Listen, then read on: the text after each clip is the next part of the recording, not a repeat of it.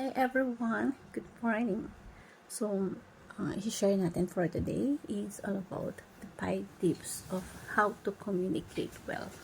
And ito yung nakatulong kay Vince Young nung para makapag-talk siya in different companies.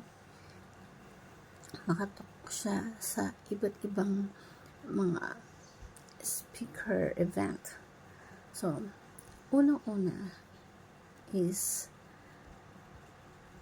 kaya nating baguhin yung tone. We have the ability, the capacity to change our tone. At maganda na mapag-aralan, matutunan natin na mabago, mapaglaruan natin yung tone of voice natin. Because our tone of voice is there's a different character behind that na kailangan natin ma-explore, matutunan. Second is your voice is your personality. Do not use the one key of your voice. Your voice is like a piano.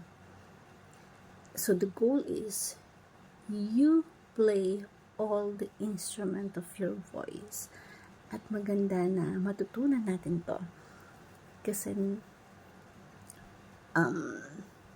when you play different kind of instrument, diba? Ang sarap pakinggan. So when you have the ability, capacity to change your voice, to play your voice different on how you can use it, how you want it, ang sarap lang sa pakiramdam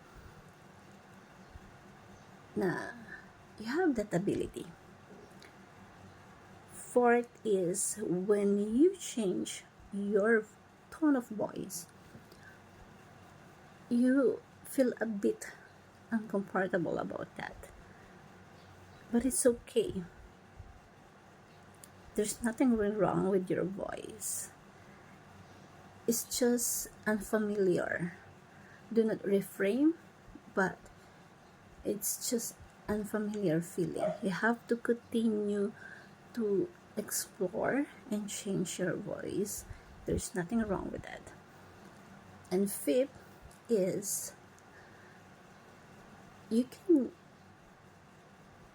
okay to change your voice as long as you can communicate. There's nothing wrong with that, because communication is so powerful. What kind of voice you have, what kind of character you have, it's okay as long as you have the ability to communicate. So ito yung napaka-importanting 5 tips na shinare ni Vince Young sa atin na malaki yung maitutulong sa life natin, the way we communicate. And we have to master that because it's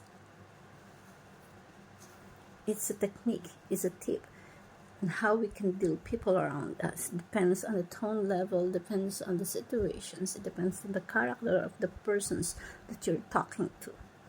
Hope you learned something. Thank you everyone, and apply natin, explore natin, just like a piano, explore your voice. Hope you like. Thank you everyone, and God bless.